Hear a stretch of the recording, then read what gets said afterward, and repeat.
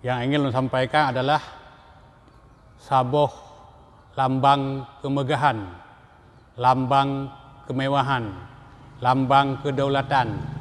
Nyo ke dengan kedaulatan, dengan lambang kedaulatannya ke urang-urang luar negara, bangsa-bangsa asing yang kagum dan termakut kepada bangsa Aceh.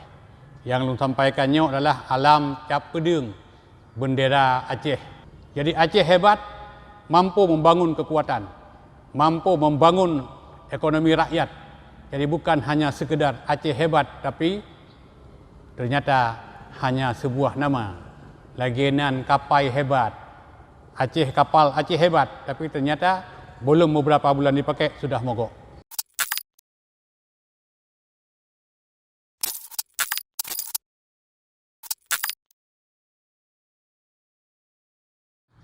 Assalamualaikum warahmatullahi wabarakatuh.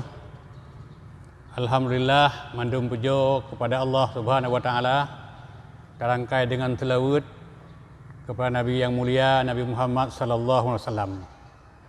Pada kesempatannya lun tuan ingin sampaikan kepada saudara-saudara lun seluruh bangsa Aceh yang na mantigom dunia.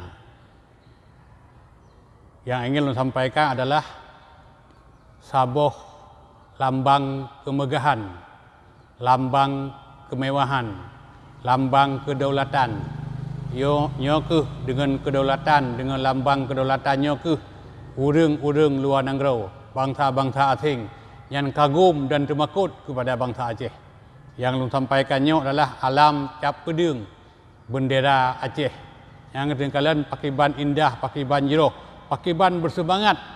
Dak katanya pikaduha itimuh darah muda. Pada takalon sang bendera yang gagah dan perkasa. Nyokuh bendera Aceh. Selanjutnya, saya sampaikan di Aceh na alam pedung. Cap sikurung lam jaro raja. Pun di Aceh terus upahang tanso tantang Iskandar muda. Nyandung hebat. Selanjutnya, bangsa Portugis nyan gethat megah habis kepinah di Aceh Raya. Umalaka kedih dipiuh kenan pitruh gepicrok tema. Iskandar Sani duk genantau lako putro Tajul Mulia. Kuta Malaka teman geengkau. Portugis iwo kedih ulua. Supaya nyo bek kaku gepahami, karenanya kon hanya gepahami lia gutanya urang Aceh. Kon gutanya urang Aceh manteng yang boleh pahaminya. Tetapi mandum bangsa idonya boleh dipahami, boleh bergedepu pakiban megah, pakiban gagah, pakiban hebat bangsa Aceh seperti awal. Makanya boleh long sampaikan kembali pu yang kalau sampaikan muno dalam bahasa Indonesia supaya jid kepedoman bisa dipahami li mandum bangsa-bangsa idunya nya ikalon nya gedenga pakiban hebat bangsa Aceh bakwati awai. Menyo dalam bahasa Indonesia di Aceh ada bendera pedang cap 9 di tangan raja. Dari Aceh sampai ke Pahang tiada yang tantang Iskandar muda. Bangsa Portugis angkatan megah habis dipindah di Aceh Raya. Ke Malaka mereka berteduh, dikejar terus sampai ke sana.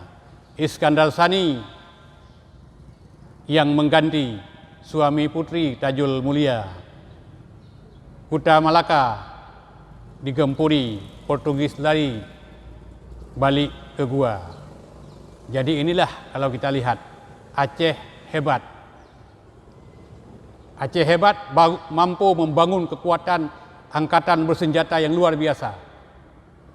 Sehingga Aceh pada waktu itu mampu bersanding dalam 5 raksasa dunia.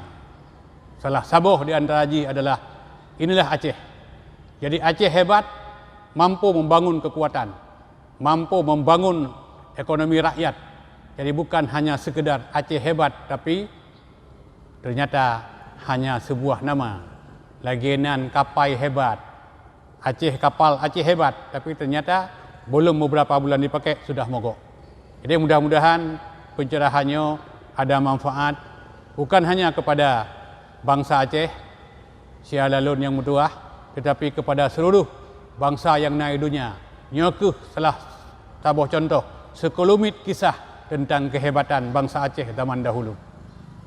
Sekian, terima kasih. Assalamualaikum warahmatullahi wabarakatuh.